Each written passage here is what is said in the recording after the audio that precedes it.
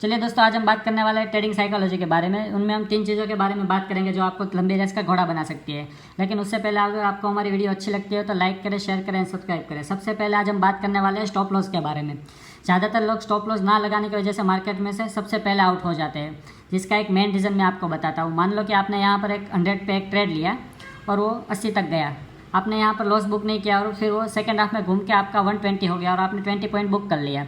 तो आपका एक माइंड सेट हो जाएगा कि आपको अगर आपने यहाँ पर स्टॉप लॉस लिया होता तो आपका 10 पॉइंट का नुकसान हो जाता। मान लो कि आपने 10% का स्टॉप लॉस लगाया तो आपका 10 पॉइंट का नुकसान हो जाता है, लेकिन आपको यहाँ पर 20 पॉइंट का प्रॉफिट हुआ है। तो आप इसी माइंड सेट से दूसरे दिन वापस आओगे और आपने फिर 100 पे लिया और वो घूम के 50 तक आ गया। और तो आप क्या करोगे, वहाँ पर आप ये सोचोगे कि यहाँ से वो प्रॉफिट होगा तो आप कैरी फॉरवर्ड की सोचोगे या फिर आप वहाँ पर अपना एवरेज करोगे। लेकिन आप वो नहीं देख रहे हो कि मार्केट आपके अपोजिट है, मतलब आपका जो ट्रेड लिया हुआ है वो गलत है, आपको यहाँ पर निकलना है। लेकिन आप ऐसा नहीं करोगे, जिसकी वजह से आप 2 या 3 ट्रेड लोगे तो आपका सारा कैपिटल ख़त्म हो जाएगा, जिसकी वजह से आप मार्केट से आउट हो जाओगे। यानी कि आपको अगर ट्रेडिंग में सक्सेसफुल बनना है तो आपको स्टॉप लॉस लगाना ही पड़ेगा, क्योंकि अगर आप स्टॉप लॉस लगाओगे 10% का, आपने मान लो स्टॉप लॉस लगाया होता तो आपका 10 पॉइंट कटता, यानी कि 20 पॉइंट ही कटता और आपका यहाँ पर आपका कैपिटल भी सेफ रहेगा और आपको कम लॉस होगा।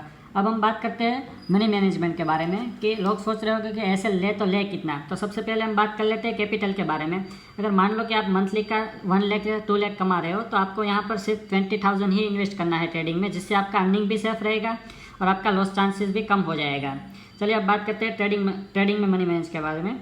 अगर आप 5% का रिटर्न चाहते हो तो आपको 1% से 1.5% का ही स्टॉप लॉस लेना है। मान लो कि आपने 20,000 का एक ट्रेड लिया है और आपका 10% का प्रॉफिट चाहिए आपको, यानी कि 2,000 का प्रॉफिट चाहिए, तो आपको एसएल 5% से ऊपर नहीं होना चाहिए। अब बात करते हैं मनी मैनेज के दूसरे चीज़ों के बारे में। मान लो आप कॉन्स्टेंटली एक एसएल के साथ काम कर रहे हो और 20K से 40K बना लिया।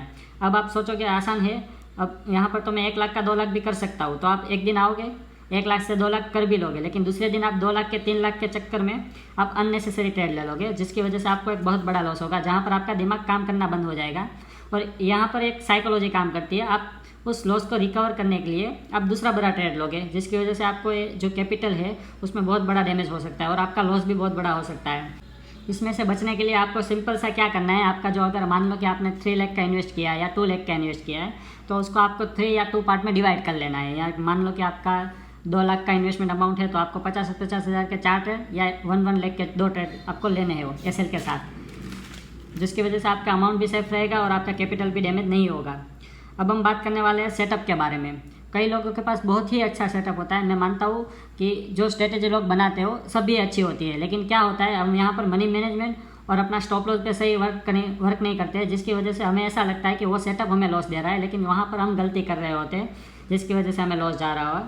तो हमें यहाँ पर मैं आपको एक सिंपल सा एक एग्जांपल देता हूँ। आपने ये वाला डायलॉग सुना होगा, चांदनी चौक टू चाइना वाला, जहाँ पर उसका गुरु अक्षय कुमार को बोलता है कि मुझे उस 10,000 मूव से खतरा नहीं है जिसकी तुमने एक बार प्रैक्टिस की है, लेकिन मुझे उस एक मूव से खतरा है जिसकी तुमने 10,000 बार प्रैक्टिस की है। दोस्तों, मैं ये समझाना चाहता हूँ कि अगर आपके पास कोई सेटअप है तो उस सेटअप पर आप एकदम कॉन्स्टेंटली एकदम एसएल और मनी मैनेज के साथ लगातार उस पर काम करते रहिए, जिसकी वजह से आपको डेफिनेटली एक दिन तो प्रॉफिट होना चालू हो ही जाएगा और आपको एक बहुत बढ़िया एक सक्सेसफुल ट्रेडर बना सकता है। अगर आप दिन में 3 या 4 सेटअप पे अगर काम करोगे, रैंडमली उसको यूज़ करोगे, जिसकी आपने कुछ 2-3 बार ही प्रैक्टिस की है, तो आप उससे आपको एक बहुत बड़ा लॉस भी हो सकता है और ऑल ओवर आप लॉस में ही रहोगे। लेकिन आपको यहाँ पर क्या करना है, आपको एक माइंड सेटअप करना है, आपको साइकोलॉजी पे आपको एक करना है कि अगर यहाँ पर एक ट्रेड बना या मेरा सेटअप बना तो ही मैं लूँगा, वरना मैं मार्केट को पूरे दिन छोड़ दूँगा। इसी साइकोलॉजी के साथ आप काम करोगे तो आप एक सक्सेसफुल ट्रेडर बन सकते हो।